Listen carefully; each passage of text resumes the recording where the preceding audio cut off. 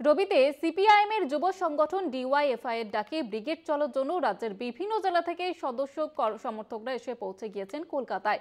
শহরের বিভিন্ন জায়গায় ধর্মশালায় তাদের জন্য থাকা খাওয়ার ব্যবস্থা করেছেন সিপিআইএম এর সদস্যরা।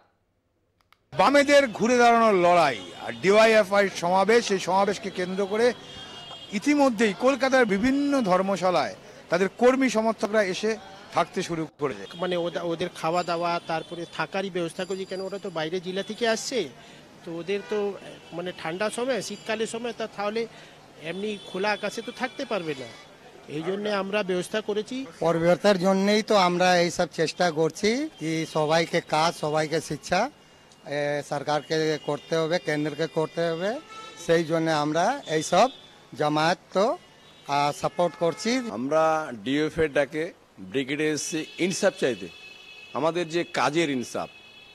আজকে যে কলকারখানা বন্ধ, আজকে যে শিক্ষিত ছেলেমেয়েরা চাকরি পাচ্ছে না এবং যারা যোগ্যতা নিয়ে আছে তাদের চাকরি হচ্ছে না, ডিওএফআই যেমন ধরে করেন যে ধর্মতলা যারা অবস্থানে আছে, যারা আজকে সঠিক চাকরি পাওয়ার যোগ্য তারা চাকরি পাচ্ছে না।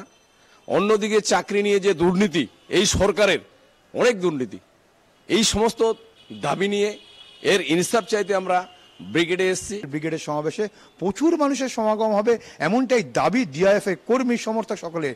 পাশে আছে অবশ্যই তাদের যে মূল অর্গানাইজেশন অর্থাৎ সিপিআইএম, এবং সিপিআইএম মনে করে যে যৌবনরাই পারবে এই পরিবর্তন আনতে, তাই তারা ডাক দিয়েছে যৌবনের ডাকে জনগণের সমাবেশ। ক্যামেরা আনন্দ চক্রবর্তীর সঙ্গে দেবাশিস সেনগুপ্ত, কলকাতা টিভি।